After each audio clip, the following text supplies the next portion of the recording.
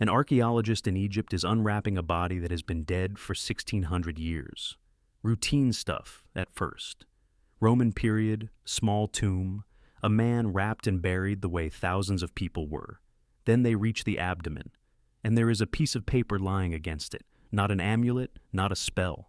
Papyrus had turned up inside mummies before, but always the magic kind. This one is a page of Homer. It is the part of the Iliad that lists the Greek ships sailing for Troy, a catalog, names, places, boat counts. It is the section most readers skip, and somebody decided that was what this man should be buried holding. Nothing like it had ever been found. Greek literature, deliberately tucked into a body during embalming. That is a first, and it made headlines all over the world. But that is not the story I want to tell you, because the town they dug this out of is not just any town. It is the single most improbable address in the history of literature. And the reason has nothing to do with tombs. It has to do with garbage. Let me take you back. Long before it was a dig site, this was a city. The Greeks named it after a fish, a Nile fish with a sharp pointed snout, worshipped there as sacred. So the honest translation of the city's name is, roughly, Sharp-Nosed Town, which I think is a fantastic thing to call a city. There is a reason that fish got holy status, by the way. In the old story, the god Osiris is murdered and chopped up by his brother. The pieces get thrown in the Nile, and this fish is the one that swallows the most personal piece of him. So an entire city spent centuries honoring the animal that ate part of a god. Anyway, Sharp-Nosed Town was rich. A regional capital under the Greeks, then the Romans, then the Byzantines. Colonnaded streets, stone buildings, a theater, public baths. And, for our purposes, it ran entirely on paperwork. Everything there happened on papyrus, tax filings, land leases, contracts, and receipts, complaints to the magistrate about a neighbor's donkey, letters home asking for money, grocery lists, school exercises where some bored kid copied out Homer to practice his handwriting. Now, what do you do with paperwork once you are finished with it? You throw it away. And century after century, the people of that city carried their old paper out past the edge of town. They dumped it on the same heaps every time. Think about your own trash for a second. Where is it now? It rotted, or it burned, or it got buried under somebody else's city. That is what happens to garbage everywhere on Earth. Except right there. 2 accidents saved it. The first one is the weather.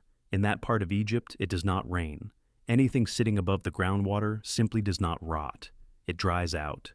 And it waits. The second accident is that the city died and nobody built on top of it. The canals that fed the town fell apart, and the place was abandoned. Over the centuries, people came back and stripped the buildings for stone. So, the city itself vanished. The garbage did not. By the end of the 1800s, what was left was a flat, empty plain ringed with mounds. And in 1896, 2 young classicists from Oxford walked out onto it. Bernard Grenfell and Arthur Hunt. Best friends, complete opposites. Grenfell was the one who found sites and ran the dig. Hunt was the one who could sit with a shredded scrap for a week. He flatly refused to guess at a word he could not actually read. They came looking for papyrus, and they went straight for the trash heaps. On purpose. Everyone else in Egypt was digging tombs and temples. These 2 picked the dump. And I want you to understand how strange that choice was at the time. A scholar built a career on statues, on gold, on painted tomb walls. That was the respectable version of the job. Grenfell and Hunt walked past all of it and staked their reputations on ancient litter. Second day. Not the second season, not the second month. The second day of digging. Out of the dirt comes a scrap, with sayings attributed to Jesus written on it. Sayings that appear in none of the 4 Gospels. They rushed out a little pamphlet about it that same year. It sold tens of thousands of copies. 2 book nerds and a garbage heap outselling novels. And the scrap had a second act. Decades later, a full manuscript surfaced elsewhere in Egypt. Scholars compared the 2 and realized what those scraps from the dump actually were. Pieces of a gospel that never made it into the Bible. It had been sitting in the trash the whole time. Then they kept going for 6 seasons. And I want you to picture what that actually looked like, because it was not delicate. Around 100 local Egyptian men working each season, plus foremen, hoes, wicker baskets to haul the dirt out, Men and boys working in pairs, picking through the debris by hand. They cut trenches into the mounds and followed visible veins of papyrus downward, the way you would follow a seam of ore. And the mounds were not a jumble, which is the part I find beautiful. They were layered, like a cake, old paper on the bottom, newer paper on top. Dig down through a heap of garbage and you are reading the city backwards in time. So, how deep did the paper go? 30 feet.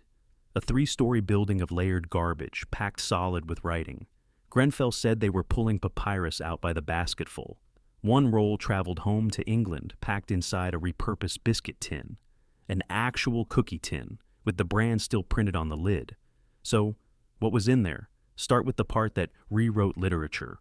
A lost play by Sophocles came out of that dump. Comedies by Menander, a writer the ancient world adored, and we had basically lost. Poems by Sappho, Pindar, Alcaeus, Bacchylides, Alcmaeon. Sit with that. A serious chunk of all the Greek poetry that survives exists today for one reason. One town, in one dry valley, never got into the habit of burning its trash. But honestly, the literature is not the part that gets me. Almost everything in that dump is ordinary people. A woman writing to her brother about money, a father arranging a marriage, a young man away from home, telling his mother not to worry about him, somebody's shopping list, an account book tracking the price of vegetables at the market. These are people no historian ever bothered to write down. No monument, no chronicle, no tomb. And you can read their handwriting. You can read what they were worried about on a Tuesday. There is one more detail I love. In one season, the diggers hit dense pockets of literature. One of those pockets was almost entirely old lyric poetry. That is far too neat to be random household waste. The best explanation is that somebody's private library got thrown out all at once. A person died, the family cleared out the house, and the books went to the heap, which means half of what we have of Sappho survives because of an estate sale nobody wanted to run. 6 seasons of that ended the dig. The haul was 700 boxes shipped to Oxford, and that is usually where this kind of story stops. Heroic dig, treasure recovered, museum, the end. Except the boxes arrived in Oxford, and then they stayed boxes. The first published volume came out 2 years after the first shovel went in. The most recent volume came out last year. It was number 88, more than a century of work, by generation after generation of scholars. The total published cites at a few thousand texts, out of 500,000 fragments. That is about 1%. Grenfell never saw much of it. He had a breakdown, lost years of his life to illness, and died in his 50s. Hunt took the chair and kept editing until he died too. And the work carried on without them, because it has to. Oxford has even put photographs of unread scraps online. Anyone can log on and try matching the letter shapes. You do not need to know a single word of Greek, which means that tonight, from your own couch, you could be the first person to read a sentence. The first in 1,600 years. Now, go back to that mummy, same town, same dirt. More than a century after Grenfell and Hunt packed up and went home, certain they had taken everything. And the ground handed over a page of the Iliad that nobody knew was there. The largest library the ancient world left us was its garbage, and almost nobody has read it yet. If you had one box open tomorrow, what would you want to be inside? Tell me in the comments which lost book you want them to find first.